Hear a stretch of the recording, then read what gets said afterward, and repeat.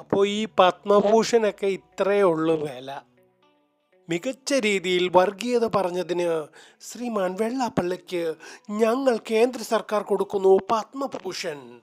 അതായത് കേരളത്തിൽ നിന്ന് അവർ റിക്വസ്റ്റ് ചെയ്തോ എന്നൊന്നും എനിക്കറിയത്തില്ല, പക്ഷേ റിക്വസ്റ്റ് ചെയ്തില്ലെന്നാണ് അവർ പറയുന്നത്. റിക്വസ്റ്റ് ചെയ്തെങ്കിൽ ഇതേപോലെ ഒരു നാറിത്തരം വേറെ ഇല്ല.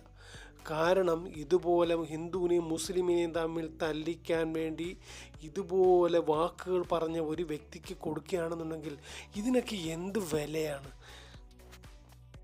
അപ്പോൾ നിങ്ങൾ പറയും മമ്മൂട്ടിക്ക് കൊടുത്തെന്നില്ലേ? മമ്മൂട്ടിക്കും കൊടുക്കേണ്ട ആവശ്യമില്ലായിരുന്നു. മമ്മൂട്ടി ഇപ്പോൾ ആലോചിക്കുന്നുണ്ടായിരിക്കും, ഈ വെള്ളാപ്പള്ളിയുടെ കൂടെ ഇത് പങ്കിട്ടപ്പോൾ മമ്മൂട്ടി ആലോചിക്കും ഇത് ചുമ്മാതുള്ള ഒരു സംഭവമാണ്.